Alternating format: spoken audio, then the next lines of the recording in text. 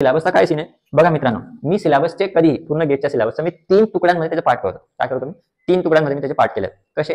एक तुकडा 44 ते 45 मार्काचा, रफली 45 मार्काचा तुकडा आहे. दुसरा जो तुकडा आहे तो 28 मार्काचा आहे, रफली नाही, हा शुअर शॉट 28 मार्क आहे. आणि हे 44 कदाचित त्याचे 50 येऊ शकतात, कदाचित 40 पर्यंत जाऊ शकतात. तर 40 ते 45 आपण ऍव्हरेज पकडतो आणि त्याचा शुअर शॉट 40च्या 42च्या खाली ह्या सब्जेक्टमध्ये कधीच मार्क पडलेला नाही आजपर्यंत. ठीक आहे, कधीच पडलेलं नाहीये. मिनिमम 40 ते 45 मार्क तुम्हाला हे सब्जेक्ट जातात. ठीक आहे, 1 2 3 4 5 6 सब्जेक्ट आहेत मित्रांनो.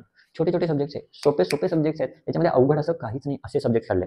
त्याचं वेटेज आणि याचं वेटेज. आता तुम्ही मित्रांनो याच्यामध्ये कोण कोण आहे आणि तिसरा पार्ट काय आहे? तिसरा पार्ट फ्लुइड मेकॅनिक्स आणि स्ट्रक्चर्स. याच्याकडे आपण येऊया, आधी याच्याकडे बघू.